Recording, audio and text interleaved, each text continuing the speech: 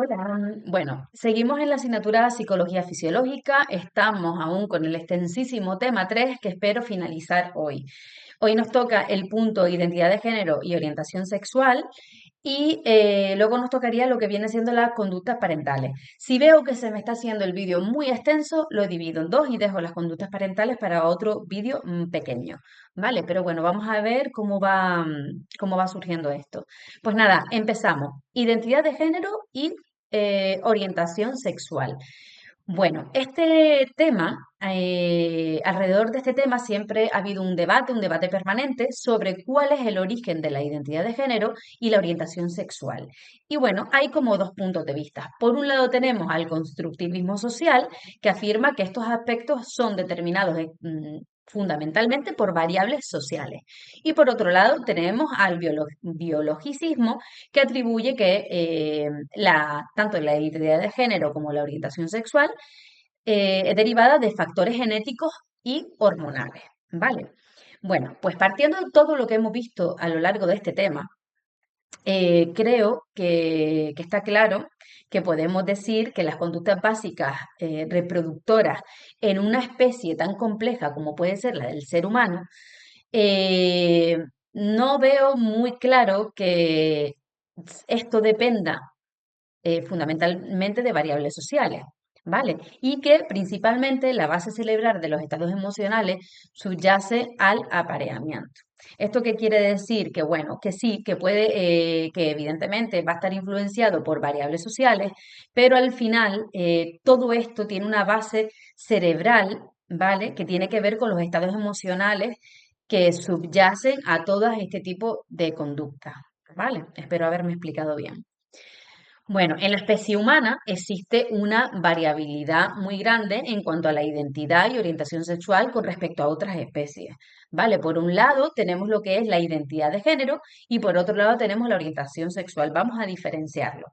La identidad de género, bueno, el género, para que nos quede claro, sería cómo nos autorrepresentamos en el mundo en cuanto a nuestro sexo. Es decir, el sexo es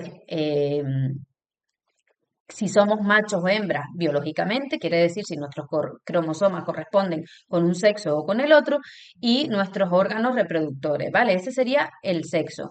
Pero el género es cómo nos autorrepresentamos, ¿vale? Nuestra identidad de género es cómo nos autorrepresentamos en cuanto al sexo y cómo nos relacionamos de acuerdo con esto o cómo nos presentamos a la sociedad, ¿vale?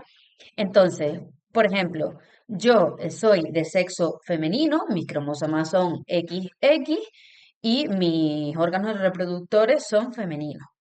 Y mi género también es femenino porque yo me autorrepresento y me identifico con mi sexo, ¿vale? Pero puede pasar, que aquí lo pone, que haya, que es como sucede, que hay una minoría que experimenta una incongruencia de género. Esto quiere decir que su autorrepresentación en el mundo no se corresponde con su sexo, ¿vale? Y puede ser que una persona con órganos reproductores femeninos y cromosomas femeninos se, se sienta del género masculino, ¿vale? Entonces ahí hay una incongruencia. Y esto es lo que vamos a estudiar y lo que vamos a explicar desde la psicología fisiológica. Y por otro lado tenemos la orientación sexual, que también hay variabilidad, ¿vale? Que puede ser, la orientación sexual es la atracción hacia, hacia el mismo sexo, sexo contrario, o ambos sexos, o incluso carecer de sexualidad, ¿vale? Por eso se dice que eso, que en cuanto la especie humana en este aspecto hay mucha variabilidad. Bueno, los estudios o las investigaciones que han tenido lugar a lo largo de este recorrido estudiando todo este tema, ha tenido un error muy común que ha sido intentar explicar los mecanismos cerebrales de una minoría, porque es una minoría, las personas que experimentan la incongruencia o las orientaciones sexuales eh, homosexuales o bisexuales o asexuales son una minoría, ha sido un error muy común intentar explicar los mecanismos cerebrales de una minoría asumiendo que se conoce la organización cerebral de la mayoría, ¿vale? Y se buscan diferencias ahí. Eso es un error. ¿Por qué? Porque realmente la organización cerebral de la mayoría no hay la certeza de ese conocimiento, ¿vale? En sí. Y que realmente lo más acertado sería que existiera o que se estudiara siguiendo un camino hacia una teoría de identidad de género o orientación sexual unitaria. ¿Qué quiere decir esto? Que, que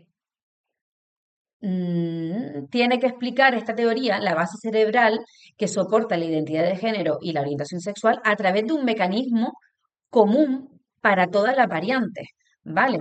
Sea congruencia, incongruencia de género, heterosexualidad, homosexualidad, bisexualidad o asexualidad.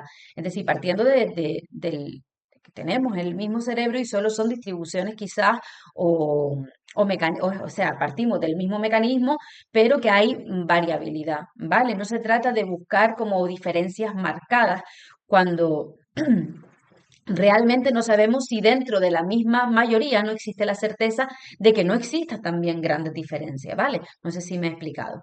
Bueno, pues partiendo de esto, vamos a desgranar todo esto y hablar de muchos estudios y investigaciones que se han hecho a lo largo del recorrido y acabaremos con las más actuales, ¿vale? Bueno, identidad de género. Como bien dije antes, ya expliqué la diferencia entre sexo y género, no me voy a extender en eso. Y bueno, hay que decir que hay evidencias de la implicación de variables genéticas, hormonales y cerebrales en el desarrollo de la identidad de género. Hay mucha evidencia que sustenta bueno, que lo que viene siendo variables genéticas, hormonales y cerebrales en el desarrollo de la identidad de género son determinantes, ¿vale? Y para, para que haya una identidad u otra. Las personas transgéneros tienen el convencimiento profundo, ¿vale? Para que se entienda, cuando una persona tiene incongruencia de género, se llaman personas transgénero, ¿vale? Es decir, no se siente identificada con el sexo con el que han venido al mundo. Entonces, tienen el convencimiento profundo de pertenecer al sexo contrario, produciéndose así la incongruencia entre su sexo biológico y el sentimiento de pertenecer a otro sexo, ¿vale? Este ocasiona un malestar muy profundo que se denomina disforia de género, ¿vale?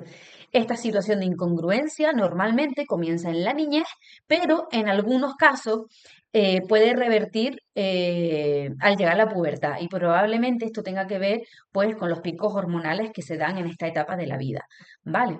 Pero cuando esto no se revierte y esa persona pues sigue con esa disforia, ¿no? De género, esa incongruencia, existen una serie de tratamientos pues para hacer que esta persona viva lo mejor posible y lo más cómodo posible con su identidad de género correcta, ¿no? Porque al final es como se autorrepresenta en el mundo y cómo se va a relacionar con la sociedad.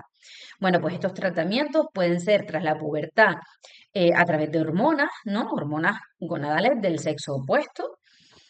Y por otro lado, cirugía genital, pues para terminar de que esa persona se sienta cómoda con su género.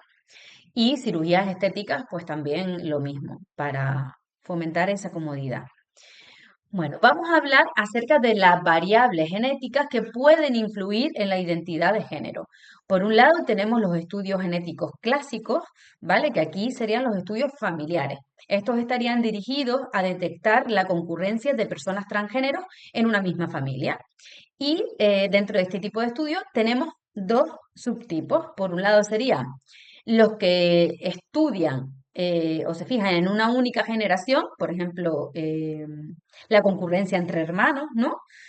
Y otros que investigan varias generaciones, que se llaman como estudios de pedigrí, que es como que estudian la, la generación, ¿no? De una familia, cuántas personas transgéneros, por ejemplo, existen en esa familia y buscan como relaciones, ¿vale? Bueno, en cuanto a los estudios de una única generación, existe un estudio muy importante que se hizo aquí, precisamente en España, y es uno de los que tiene resultados es decir, que se hizo con muchísimas personas transgénero y, eh, y bueno, aportó datos bastante importantes. Bueno, este estudio se hizo cerca de 1.000 personas transgéneros, que bueno, esto no lo pone en el libro, pero esos datos fueron recogidos en una clínica, si no me equivoco, en Barcelona, de personas con trastorno del desarrollo sexual, ¿vale? Entonces, dentro de esa clínica recabaron datos de más o de aproximadamente unas 1.000 personas transgénero. Y se estudió, como es un estudio de la misma generación, se estudió si existían hermanos también con la misma condición, ¿no? Entonces, dentro de este estudio fue muy curioso los resultados porque de estas casi 1.000 personas se encontraron 12 parejas de hermanos no gemelos que eran transgénero, es decir, que había un hermano, había nacido un hermano transgénero y ese hermano, pues había otro hermano también, ¿vale? Entonces, es curioso que de 1.000 personas se hayan encontrado a 12 parejas de hermanos. O sea, para mí es un dato, bueno, se considera un dato de peso, ¿vale? Lo más curioso es que de esas 12 parejas de hermanos no gemelos, ¿vale? eh, 9 eran parejas de hermanas mujeres transgénero, quiere decir, hombres que se sentían mujer, ¿vale? 9 parejas de 12, o sea, este dato es importantísimo. Luego se encontró una pareja de hombres transgéneros, es decir, que los dos hermanos eran hombres transgéneros, pero solo una, y luego dos parejas donde había una mujer transgénero y un hombre transgénero.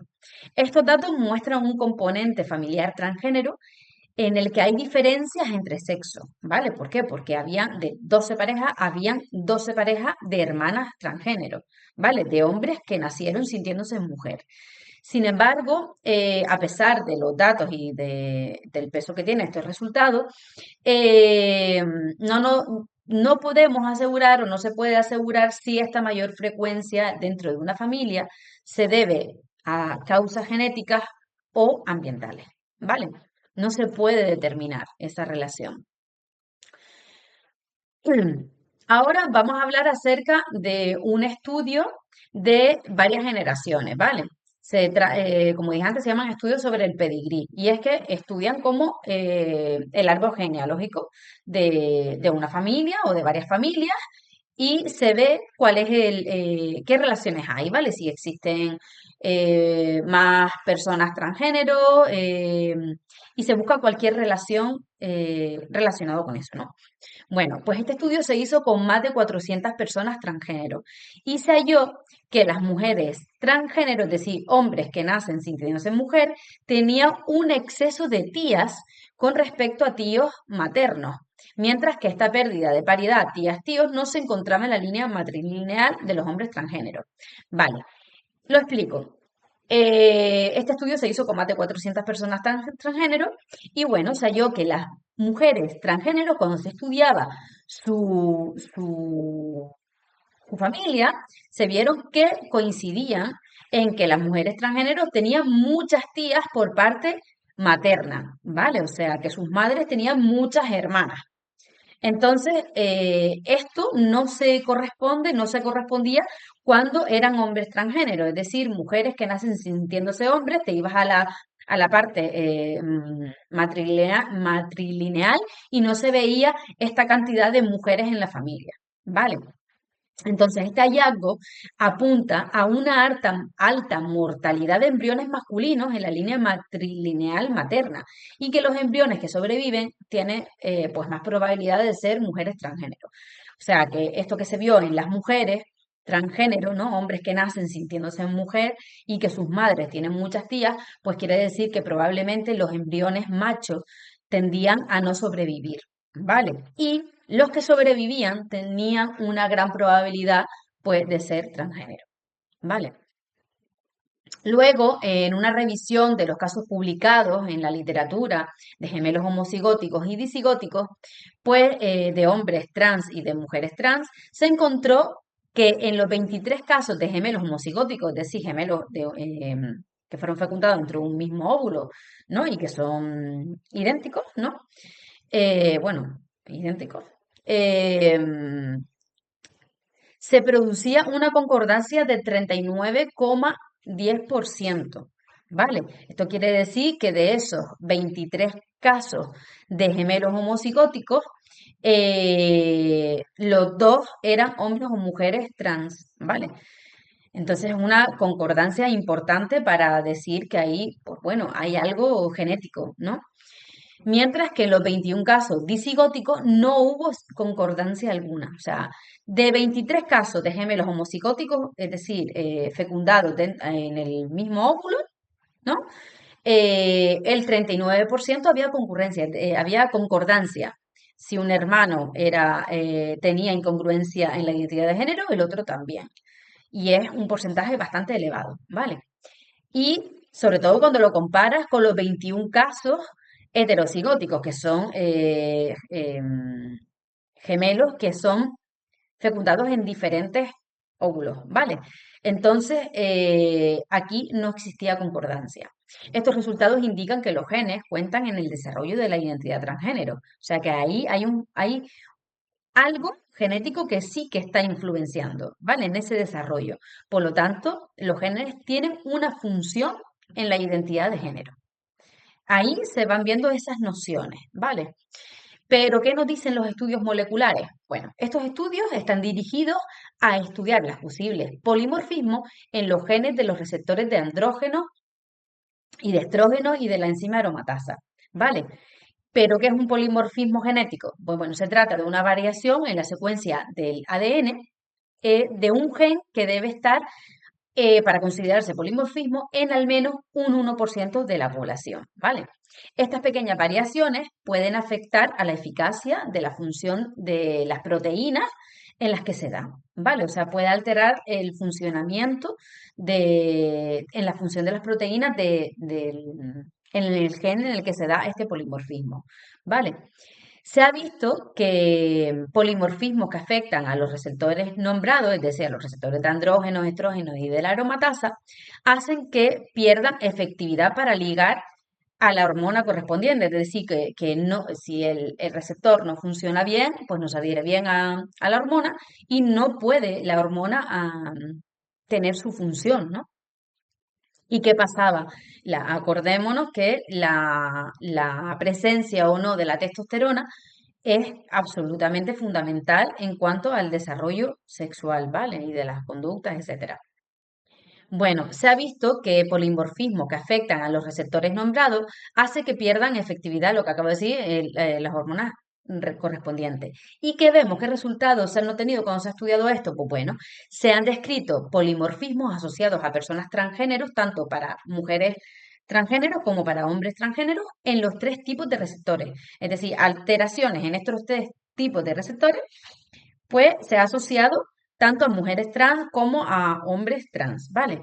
En el caso concreto de las mujeres trans, es especialmente importante la combinación de dos polimorfismos en el receptor de andrógeno y en los receptores beta de estrógeno, ¿vale? Se ha visto que se ha visto que en las mujeres trans es muy común encontrar polimorfismo tanto en los receptores de andrógeno como en los receptores beta de estrógeno, ¿vale?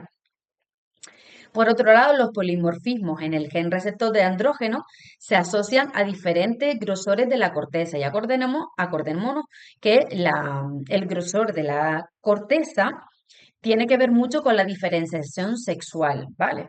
Y por lo que vemos, pues también está en cuanto a la identidad, tiene importancia en cuanto a la identidad de género y sus fenotipos, ¿vale? Su representación.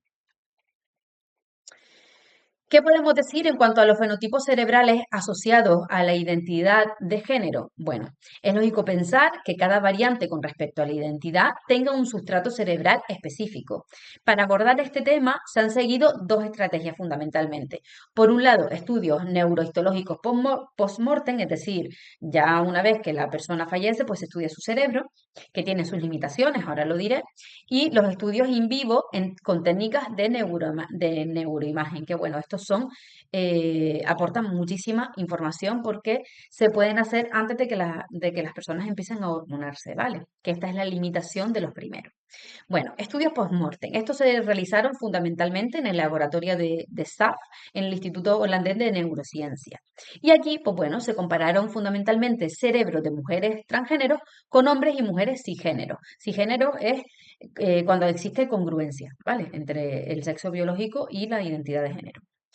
Se parte de la afirmación de que existen estos dimorfismos cerebrales, ¿no? Acordémonos que los dimorfismos cerebrales son aquellas diferencias, ¿no? Entre hombres y mujeres en ciertos desarrollos a nivel cerebral, ¿no? Pues bueno, los núcleos intersticiales del hipotálamo anterior y la región central del NES tiene un patrón hombre mayor que mujer, es decir, aquí existe un dimorfismo, ¿vale? Una diferencia en hombres y en mujeres, ¿vale? Y también en el núcleo infundibular, que sería al revés, aquí mujer mayor que hombre, es decir, estos núcleos que acabo de nombrar en el hombre, ¿no? Deben de estar así.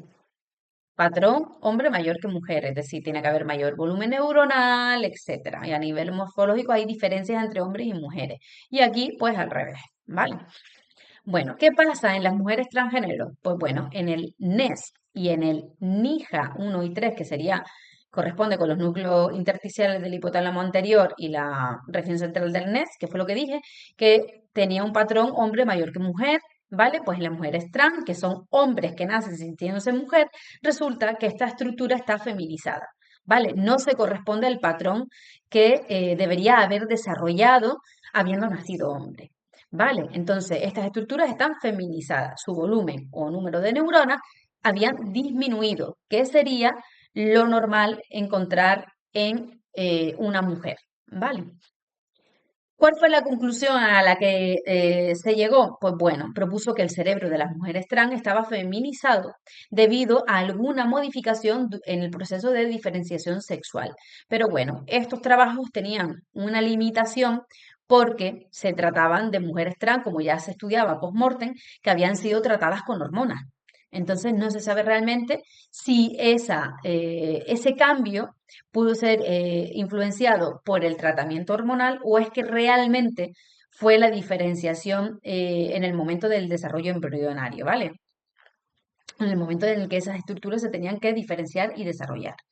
Bueno, sin embargo, estos trabajos se consideran muy importantes porque relacionaron por primera vez la identidad de género y el transgénero con las modificaciones cerebrales. Bueno, pero ¿qué nos dicen los estudios de neuroimagen? Pues bueno, estos son muy positivos porque nos permiten el estudio de las mujeres transgéneros y hombres transgéneros antes de que comience el tratamiento hormonal. O sea, se puede estudiar qué sucede antes y qué sucede después, ¿vale?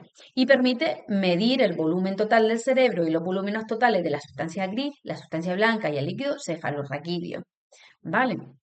¿Qué resultados hemos obtenido a través de estos estudios? Pues bueno, en las mujeres trans se encontró que las medidas de los distintos volúmenes son masculinas, o sea, corresponden con su sexo biológico.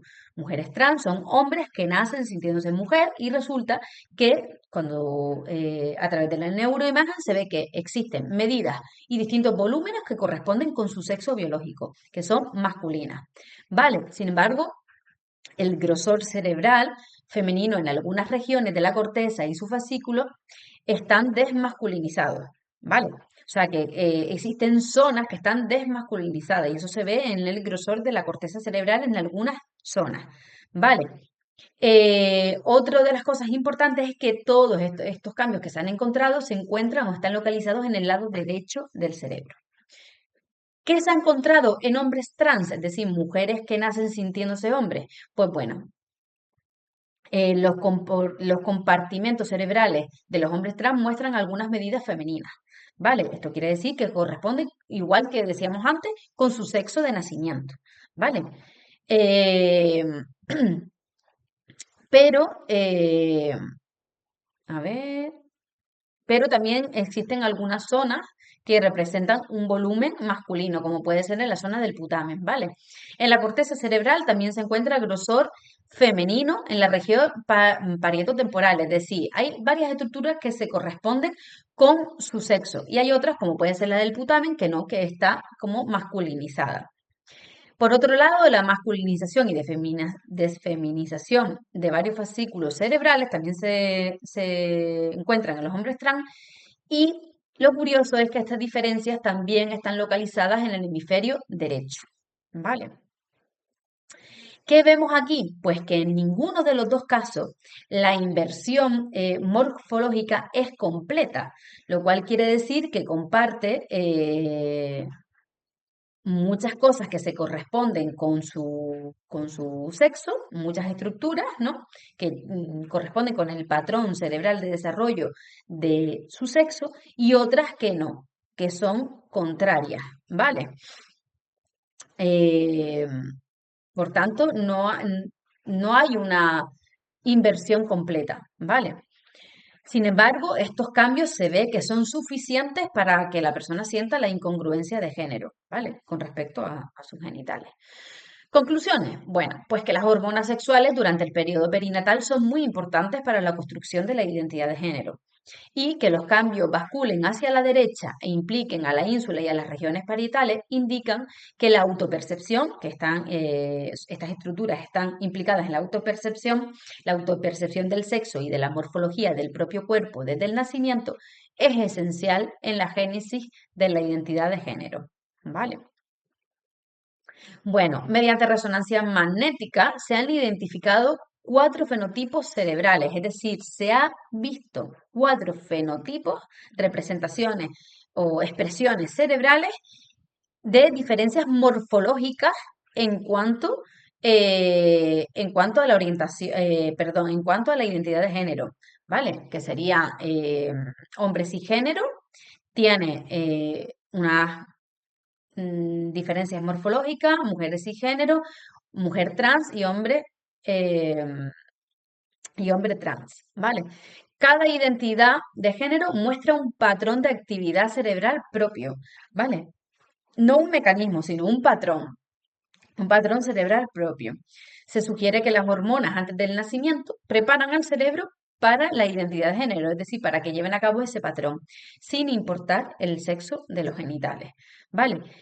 Es lo que decíamos, lo que llevamos diciendo a lo largo de todo este tema, que la presencia hormonal y sus cantidades y su funcionamiento va a determinar pues gran parte de la conducta sexual y una de ellas es la identidad de género, independientemente de la representación genital, ¿vale?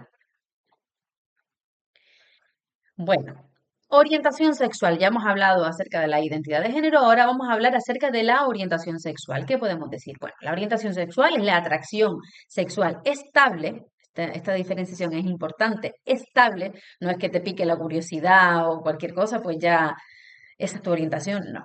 La atracción sexual estable hacia el otro sexo, el mismo sexo, ambos sexos o a ninguno, ¿vale? ¿Qué factores correlacionan en cuanto a la atracción sexual? Pues bueno, aquí podemos encontrar la propia identificación sexual, es decir, tener conciencia de su orientación, la atracción sexual y la conducta sexual que se realiza. ¿Vale? Hay que decir que en cuanto a la orientación sexual existe dimorfismo sexual. ¿Por qué?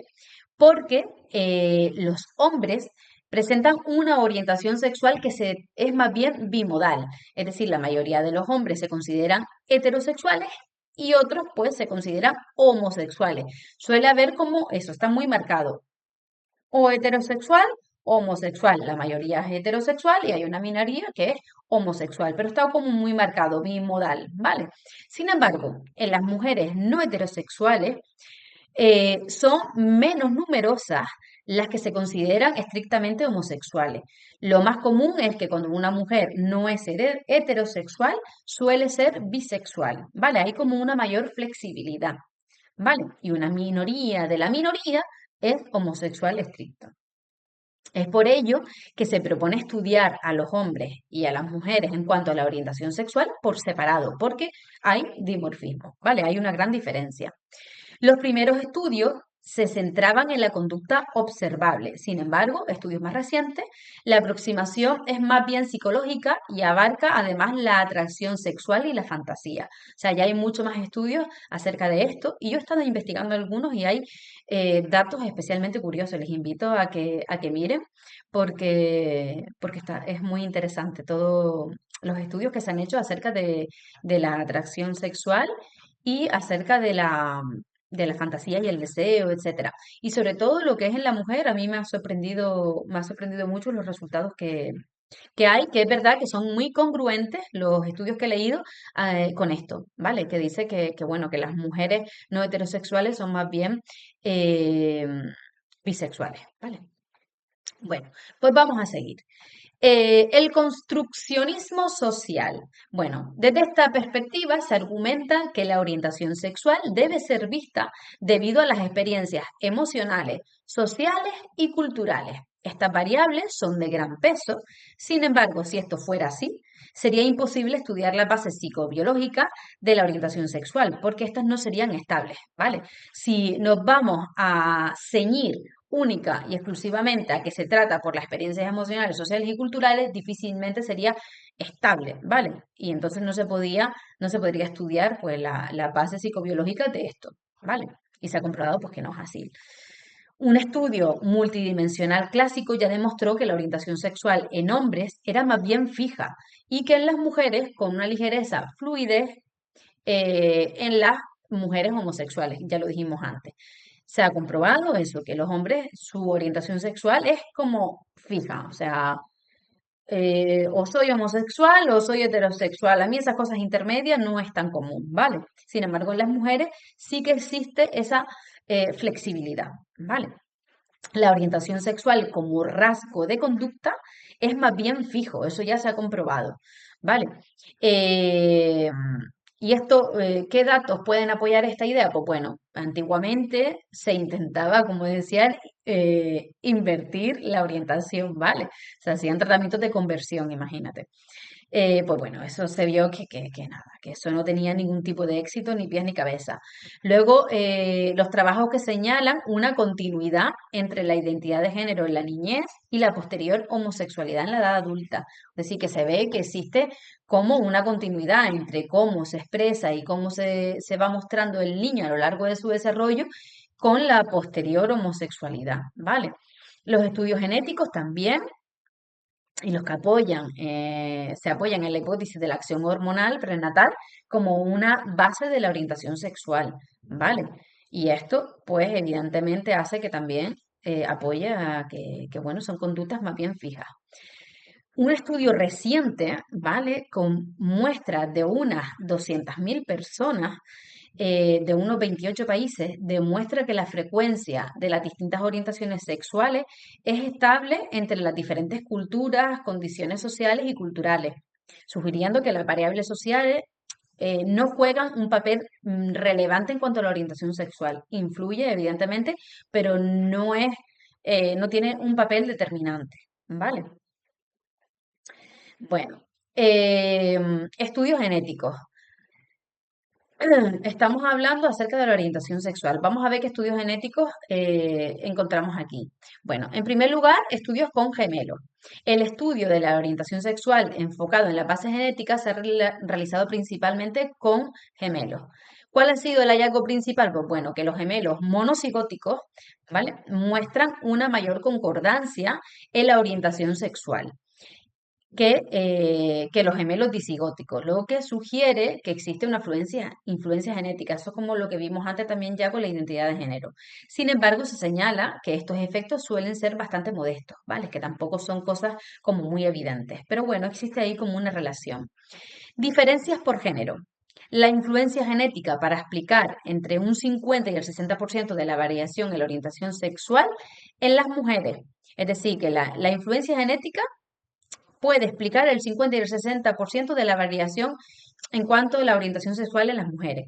Sin embargo, en los hombres la explicación genética es bastante menor, sería un 30%, ¿vale? Aunque otros estudios reportan resultados más moderados. Pero bueno, Nosotros nos quedamos con esto. Conclusiones. Bueno, estos datos sugieren que el desarrollo de la orientación sexual es diferente entre hombres y mujeres, ya lo hemos estado viendo, siendo las mujeres quienes muestran mayor flexibilidad en la atracción y en la conducta sexual. Se está repitiendo. Eso, que al final, a nivel de los estudios, decía, de estudios genéticos, cuando se han valorado estudios en los gemelos, pues se puede obtener que la influencia de la genética podría explicar entre un 50 y el 60% de los casos en las mujeres, pero un 30% en los hombres. Y que bueno, lo que se sabe es que el hombre es como más marcado y a la mujer es como más flexible. ¿Vale? Estudios moleculares. Estos estudios se centran en la búsqueda de genes específicos que puedan estar relacionados con la orientación sexual. Bueno, comúnmente se ha dicho buscar el gen homosexual, ¿vale? Y bueno, un enfoque inicial colocaba a este gen dentro del cromosoma X, ¿vale? Los estudios iniciales sugirieron una transmisión materna excesiva o lo que hizo que se investigara o se enfocara la investigación en este cromosoma. Uno de los estudios pioneros en este sentido fue por Hammer y Coles en el 93 y sugirió que la homosexualidad masculina, aquí estábamos hablando de la masculina, estaba ligada a una región específica del cromosoma X, en concreto XQ28, y este fue como calificado como el gen homosexual, ¿vale? Sin embargo, 3 estudios posteriores no confirmaron este hallazgo, aunque esta región sigue siendo un objeto de estudio porque alberga genes relacionados con el sistema neuroendocrino y la neurotransmisión, como pueden ser los receptores de vasopresina. Es decir, se puso el foco en el cromosoma X y dentro del cromosoma X encontramos esta porción, la XQ28, en la que se señalaba como que ahí estaba el gen homosexual, ¿vale? Por así decirlo. Pero otros estudios no confirmaban esto. Sin embargo, es un punto importante a estudiar porque sí que hay cositas, ¿vale? Bueno, estudio de asociación del genoma completo. Esto ya sí que es más actual, ¿vale? Este es el método más reciente y ha identificado múltiples asociaciones genéticas. El principal hallazgo aquí en los estudios de asociación del genoma completo es que la orientación sexual no estaría controlada por un único gen homosexual, como deberíamos diciendo, sino que se trata de un rasgo poligénico, que estaría influenciado por miles de variantes genéticas de pequeño efecto dispersas por todo el genoma, es decir, son como pequeños cambios a lo largo de todo el genoma. ¿Cómo se sabe esto? Pues bueno, se encontraron múltiples locus, múltiples regiones. El estudio más grande, que incluyó casi medio millón de personas, confirmó que existen al menos 5 locus polimórficos, 5 regiones específicas del ADN que se asocia significativamente con la conducta sexual no heterosexual. ¿Vale? O sea, cuando se estudió el genoma completo, se encontraron estos 5 locus que estaban relacionados significativamente con la conducta no heterosexual. Por otro lado, también los genes hormonales, esta parte sería muy relevante porque, bueno, algunos de estos genes están relacionados con la regulación de la testosterona y el estradiol, lo que sugiere un fuerte vínculo entre los procesos biológicos que controlan los niveles hormonales y la diferenciación de la orientación sexual, ¿vale? Al final, las hormonas, pues, tienen siempre un papel fundamental. Influencia compartida. Bueno, el hecho de que hombres y mujeres homosexuales coincidieran en la mayoría de estos locus que apoyaban la idea de que la atracción y la conducta sexual son influenciadas por un conjunto similar de variantes genéticas, eh, da pie a que, bueno, existe una base genética común a la conducta, ¿vale? A la conducta no heterosexual y no a diferencias específicas entre los géneros y etcétera, y el sexo, ¿vale? El objetivo de este tipo de estudio es encontrar pues esas variantes genéticas que son más comunes en el grupo de estudio, o sea, los no heterosexuales, que en el grupo control, que serían los heterosexuales, ¿vale? La base genética común para el sexo dice lo siguiente, bueno, que hay una vasta base genética que todos compartimos y que es necesaria para tener la conducta sexual en general. Es decir, todas las personas, independientemente de la orientación sexual, tenemos una base genética, ¿no? que compartimos, que es la que hace posible que tengamos conducta sexual, ¿no? Que incluye lo que es el impulso, la capacidad de sentir placer, etcétera. Y luego sí que existen unas variables genéticas que son específicas que fueron identificadas en los individuos que tenían orientación no heterosexual. ¿Vale? La investigación sugiere entonces que no existe un simple continuo unidimensional entre la heterosexualidad y la homosexualidad, como sugería, por ejemplo, la escala de Kinsey, ¿no? Que donde alguien se ubica en un punto entre cero, que sería exclusivamente heterosexual, y un 6, que sería exclusivamente homosexual. No existe ese continuo, ¿vale? Bueno, punto 10.2. La influencia de las variables hormonales. Ya hemos visto que hay, bueno, influencias genéticas en las que hemos visto los estudios con gemelos y en los estudios moleculares. Y ahora vamos a hablar acerca de las variables hormonales, que al final todo está relacionado, ¿vale? Pero bueno, como siempre hemos dicho, las hormonas tienen un papel fundamental y determinante. Se ha sugerido que las diferencias entre la orientación heterosexual y la homosexualidad son el resultado de factores ambientales únicos, como pueden ser la exposición prenatal a las hormonas, es decir, ese embrión y el feto conforme se va desarrollando, a qué exposición hormonal está expuesto, ¿no? La inmunización maternal progresiva a lo largo de la gestación y la inestabilidad en el desarrollo cerebral. ¿Vale? Bueno, en cuanto a la exposición hormonal, ¿qué podemos decir? La mayor parte de los datos proceden de la clínica de bueno, de clínicas de trastornos del desarrollo sexual, ¿vale? La exposición a la testosterona en el útero materno potencia, se sabe que cuando en el útero materno hay una gran exposición a la testosterona, potencia la conducta sexual hacia la hembra, es decir, que guste la hembra, ¿vale? Va a favorecer este tipo de conducta, independientemente de que sea macho o hembra. Si hay una gran cantidad de testosterona en el útero materno durante la gestación, se va a potenciar la conducta sexual de la hembra hacia el macho, perdón, es que me acabo de liar, hacia la hembra, atracción hacia la hembra, independientemente de sea el embrión o el feto sea macho o hembra. Y la ausencia de testosterona va a hacer lo contrario, que va a potenciar la conducta sexual hacia el macho, atracción hacia el macho, independientemente del sexo. Limitaciones de esta teoría. Bueno, la inmensa mayoría de las personas homosexuales no presentan trastorno del desarrollo sexual. Por tanto, pues aquí esto es una limitación en estos estudios, ¿vale?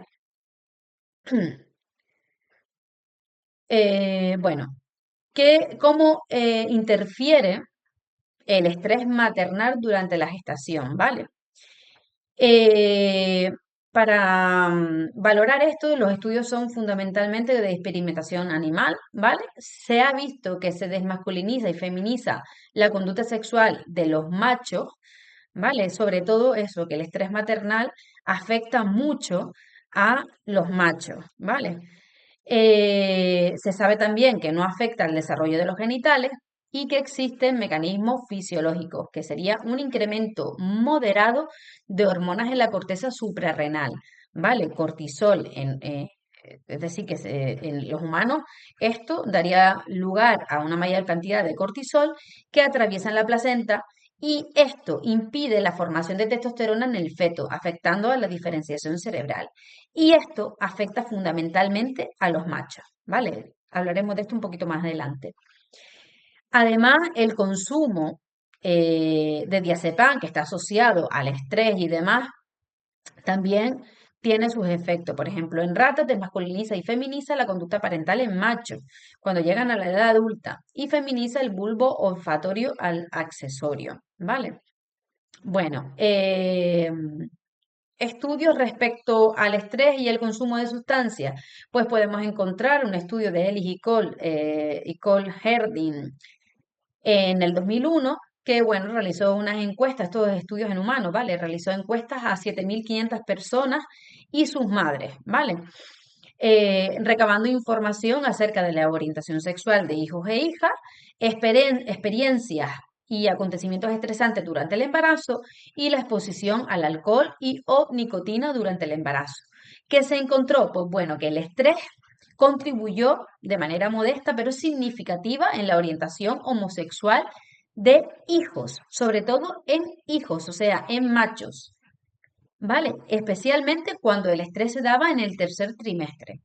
Se vio que el alcohol no reportaba datos significativos en cuanto a esto, en cuanto a lo que es la orientación sexual, y la nicotina, pues bueno, incrementa la probabilidad de conducta homosexual en las hijas, sobre todo si ocurrió durante el primer trimestre, es decir, si la madre fumó durante el primer trimestre y además coincidió con estrés durante el segundo trimestre. ¿Vale? Estos son los datos que se encontraron con las respuestas en estas encuestas.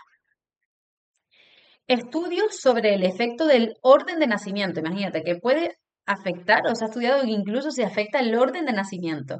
Bueno, pues hay datos interesantes. La probabilidad de que a un hombre le atraiga sexualmente otro hombre, se incrementa con el número de hermanos mayores. ¿Vale? Este efecto no se presenta en las mujeres, pero que sí se ha visto de manera significativa que cuando un hombre tiene muchos hermanos machos por encima de él, pues tiene una amplia probabilidad de que tenga tendencia de atracción hacia su mismo sexo. ¿Vale? Y en las mujeres, pues esto no se ha visto. Este efecto parece tener una explicación inmunológica en la madre, por la madre. Vamos a explicarlo. Se ha observado que los varones homosexuales con hermanos mayores presentaban un menor peso que los hombres heterosexuales con hermanos mayores. ¿Vale?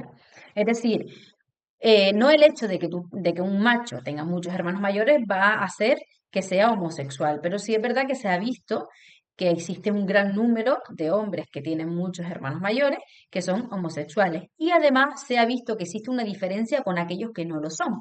Y es que los que sí terminaron siendo homosexuales tenían un menor peso al nacer. ¿Vale? Por otro lado, se sugiere que el orden de nacimiento refleja una inmunización progresiva de algunas madres a proteínas específicas del feto, es decir, cuando una mujer tenía muchos machos, como que algunas madres como que tenían una inmunización progresiva y esto, a algunas proteínas, y esto afectaba se cree que podría afectar a la orientación sexual, ¿vale? Esta hipótesis no ha sido verificada en humanos, obviamente. Bueno, estudio sobre ser diestro y no diestro en relación con la orientación sexual, otra cosa que no me esperaba. Se ha estudiado si existe una relación entre la orientación sexual y ser diestro y no diestro. Vale, el ser diestro o no es un rasgo de dimorfismo sexual, que quiere decir que existe una diferencia notable entre ser diestro o no en hombres y en mujeres. Existe notablemente, o sea, en la población general, tanto hombres como mujeres en su conjunto, los no diestros, es decir, los zurdos o las zurdas, son una minoría, ¿vale? Pero si ya lo vamos a separar entre hombres y mujeres, de esa minoría que son zurdos, la gran mayoría son hombres, ¿vale? Por tanto, ese es el dimorfismo sexual. Es muy difícil que una mujer sea zurda, no es imposible, pero es una minoría. Por tanto, se considera pues un rasgo fundamentalmente masculino, ¿vale? Entonces, ¿qué relación tiene esto con la homosexualidad? Vamos a ver qué es lo que se ha estudiado. Bueno, lo que se ha visto es que de los hombres, ¿vale? Homosexuales, es decir, los hombres homosexuales tenían o se cree que tengan un 34% mayor de probabilidad de ser zurdos que en comparación con los heterosexuales, ¿vale? Y por otro lado, que este dato es súper llamativo, es que de las pocas mujeres zurdas que hay, eh, bueno, vamos a cambiarlo mejor. De las mujeres homosexuales, ¿vale? El 91% tiene mayor probabilidad de ser zurda. O sea, que es más probable que cuando una mujer sea homosexual sea zurda. Ahora vamos a ver qué relación hay aquí.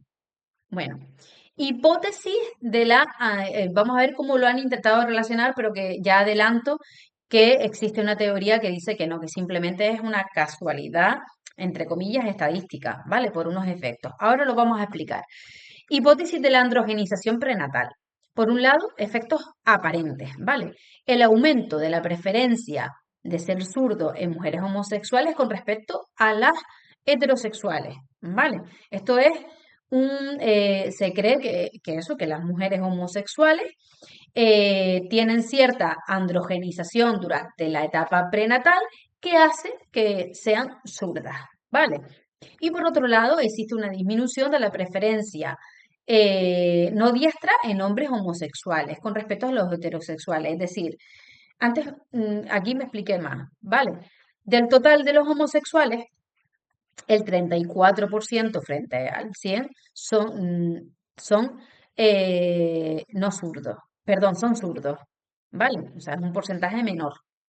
Entonces, aquí existe como esa diferencia, que hay como si esto fuera por el tema bueno, sí, la teoría de la androgenización dice que al final está afectando la testosterona y que en las mujeres homosexuales tienen tendencia a ser zurdas por efecto de una androgenización prenatal. Y los hombres tienen una tendencia a no ser zurdos cuando es un dimorfismo masculino que por la falta de testosterona.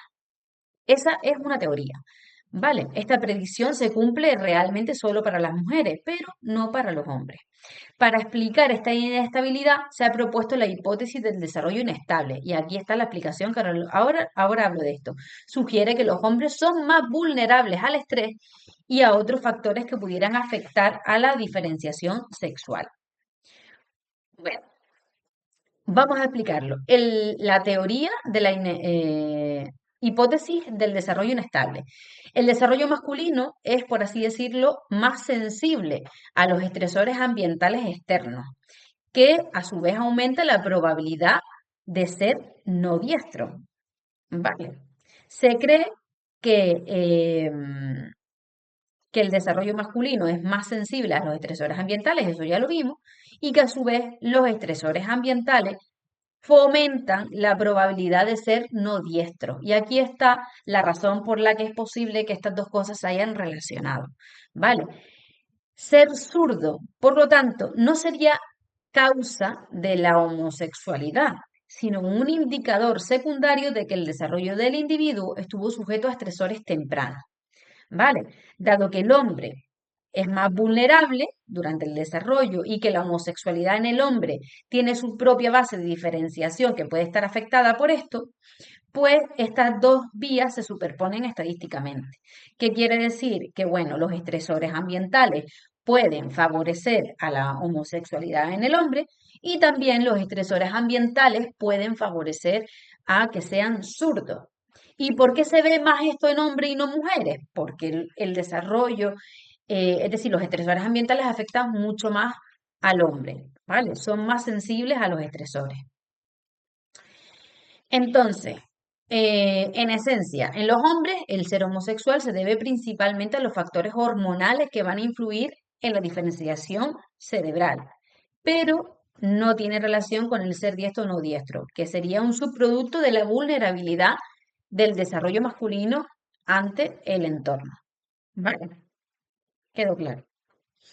Porque a mí en el libro no me quedó muy claro y tuve que buscar bastante información acerca de esto para poder entenderlo. Bueno, seguimos. Variables epigenéticas. Los efectos epigenéticos a las modificaciones químicas del genoma que alteran la actividad o la expresión genética sin modificar el ADN. Ya hemos visto anteriormente lo que es la epigenética. Bueno, pues se ha propuesto una hipótesis epigenética que conjuga los hallazgos genéticos y hormonales anteriormente nombrados. Algunos cambios epigenéticos pueden pasar de generación en generación, ya sabemos que se pueden transmitir, ya sea por transmisión o por adquirirlos en el útero materno. Por tanto, puede haber marcas epigenéticas que se transmiten de la madre al hijo o del padre a la hija, ¿vale? En concreto, marcas que promueven una mayor sensibilidad a la testosterona masculinizarían a los fetos hembras, mientras que las que la disminuyen feminizarían a los fetos machos. Este tipo de mecanismo es el único que hasta ahora puede acercar las influencias de las variables externas a explicar las variantes de la orientación sexual, es decir, la influencia de los factores externos, ¿vale? A ver cuánto nos queda porque... mm, vale, sí, vale, voy a quedarme aquí. Creo que voy a hacer otro vídeo sobre las conductas parentales porque ¿qué va? Se nos va a hacer demasiado. Bueno, fenotipos cerebrales asociados a la orientación sexual. Estudios post-mortem. Compararon los núcleos hipotalámicos de los que hablamos antes, en los que se veía claramente que existe un dimorfismo sexual. Pues bueno, se vio que en el NIHA3, que sería, no me acuerdo cómo se llama, el núcleo hipotalámico, no sé qué, pues bueno, este núcleo cumple con la predicción. En hombres heterosexuales, el volumen neuronal es mayor que en las mujeres. Acordamos que tenía un patrón hombre mayor que mujer. Sin embargo, en los hombres homosexuales es menor y se iguala al de la mujer. ¿Vale? Por otro lado, los estudios de neuroimagen, ¿vale? Por resonancia magnética, que se estudió a nivel estructural, funcional o funcional en reposo, y los TEP también, bueno, vamos a ver cada uno. La resonancia magnética, venga, resultados. Corteza. ¿Qué se vio en la corteza? Pues bueno, que existe asimetría. Derecha en hombres heterosexuales y en mujeres homosexuales. Es decir, la asimetría que se observa es derecha estaría compartida esta simetría en hombres heterosexuales y en mujeres homosexuales. Es decir, a hombres que les gustan las mujeres y a las mujeres que les gustan las mujeres. El grosor cortical. Corteza menos gruesas en áreas visuales en las mujeres y en hombres homosexuales, que se diferencian de los hombres heterosexuales. Y existe un mayor grosor cortical en el lóbulo parietal en hombres homosexuales. Aquí vemos que bueno, la conducta o la orientación sexual, en el caso de la simetría, coincide en que cuando le gusta la mujer, tienen como una tendencia hacia la derecha, ¿vale? Y el grosor cortical, por lo que se ve, eh, comparten características que se corresponden con la homosexualidad, independientemente de que sean hombres o mujeres, ¿vale?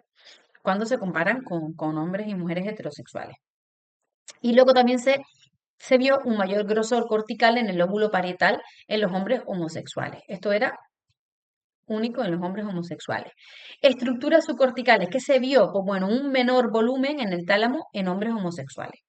Bueno, en general, a partir de los datos de este trabajo que los hizo Mueller y Cole, se encontraron diferencias entre hombres y mujeres homosexuales en comparación con los heterosexuales en regiones fundamentalmente parietales y frontales. ¿Qué se encontró? Eso era en cuanto a la resonancia estructural, ¿vale? Ahora vamos a ver qué se encontró en la resonancia funcional, es decir, cuando está haciendo algún tipo de actividad, ¿vale? A nivel funcional, ¿qué se vio? Pues bueno, se comparó a personas heterosexuales con homosexuales con respecto a la activación cerebral que estaba inducida por estímulos eróticos o por feromonas. ¿Vale? Existen dos tipos de estudios. Se les mostraba estímulos eróticos, normalmente suelen ser visuales, y se vio qué pasaba en el cerebro, ¿vale? Tanto a personas heterosexuales como homosexuales. Los autores interpretaron que, bueno, y que también por feromona, ¿vale? Que eso era sobre todo a nivel olfativo. Bueno, los autores interpretaron que los hombres heterosexuales y homosexuales activaban diferentes circuitos cerebrales ante estímulos eróticos. Aunque esto es cierto, es exagerado hablar de circuitos cerebrales diferentes, porque la técnica empleada no permite trazar dichos circuitos, ¿vale? Esto es una limitación. Sin embargo, otros trabajos sugieren que las personas heterosexuales y homosexuales presentan el mismo patrón de activación cuando visionan vídeos que coinciden con su orientación sexual. Es decir, tenemos los mismos patrones cuando se corresponde con nuestra orientación. Ahí se ve lo mismo, ¿vale? Si a un hombre le gusta eh, los hombres y está viendo un estímulo erótico visual que se corresponde con su orientación, se va a activar lo mismo que si yo, que me gustan los hombres, estoy viendo, pues, estoy teniendo una estimulación erótica visual. O sea, los mecanismos son los mismos. ¿Te gusta? Pues se activa lo mismo. Vale. Es posible que este tipo de estudio se hubiese limitado porque no diferenciaba entre si esa activación era una activación general o se trataba de una activación propiamente erótica. ¿Vale? Así que posteriormente esta variable la intentaron controlar Kajiger y colaboradores en el 2011, presentando o modificaron el estudio presentando tres tipos de estímulos distintos: estímulos sexuales, estímulos negativos y estímulos neutros. Y ahí pues se podía ver las diferencias a la hora de activarse, ¿vale? ¿Qué se observó? Pues bueno, que la activación erótica activaba el tálamo, hipotálamo, núcleo accumbens y corteza occipital, que estaría esta relacionada con la visión, ¿vale? Y por otro lado, estaba la activación general, que sería la ínsula, amígdala y la circunvolución anterior del cíngulo. ¿Y esto cómo se dio? Pues bueno, la activación general probablemente se vio en los tres tipos de estímulos y la activación erótica se veía solo con contenidos sexuales, ¿vale? ¿Qué se vio? ¿Qué resultados tenemos con la tomografía por emisión de positones, que sería la PET? Bueno, a través de la medición de respuestas fisiológicas dimorfas a nivel cerebral, se pudieron llegar a diferentes conclusiones. ¿Cómo se hizo el estudio? Pues con feromonas humanas, ¿vale? Por un lado, las feromonas masculinas las encontramos en el sudor del hombre y las feromonas femeninas parece ser que están en la orina de la mujer.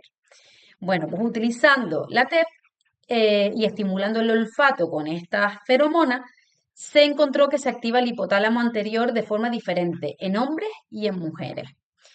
¿Cuáles fueron los resultados? Bueno, que mujeres y hombres homosexuales tenían la misma respuesta. ¿Vale? O sea, las mujeres y hombres homosexuales tenían la misma respuesta. Y que hombres y mujeres homosexuales tenían la misma respuesta. ¿Vale? ¿Esto qué quiere decir? Que a las mujeres que le gustan los hombres, aquí falta añadir heterosexuales más bien, a las mujeres heterosexuales, mujeres que le gustan los hombres, y a los hombres que le gustan los hombres, tenían la misma respuesta. A los hombres que le gustan las mujeres y a las mujeres que le gustan las mujeres, tenían la misma respuesta. Estos trabajos dan apoyo a la acción prenatal de las hormonas en la diferenciación del cerebro y la orientación sexual, pero no puede afirmar, perdón, que la orientación sexual sea algo natural de nacimiento. ¿Vale? Bueno, ¿qué más hipótesis tenemos por aquí? Pues tenemos la hipótesis de Bali-Hazar del 2011, que dice, pero voy a ver cuánto llevamos, porque, bueno, creo que no me voy a seguir extendiendo porque es que ya llevo una hora de vídeo, entonces lo voy a dejar aquí, retomo el siguiente vídeo aquí en estos estudios de neuroimagen y creo que doy este vídeo por concluido porque se me está haciendo muy largo. Así que nada, pensaba hacer solo 5 vídeos, pero de este tema, pero parece que van a ser 6.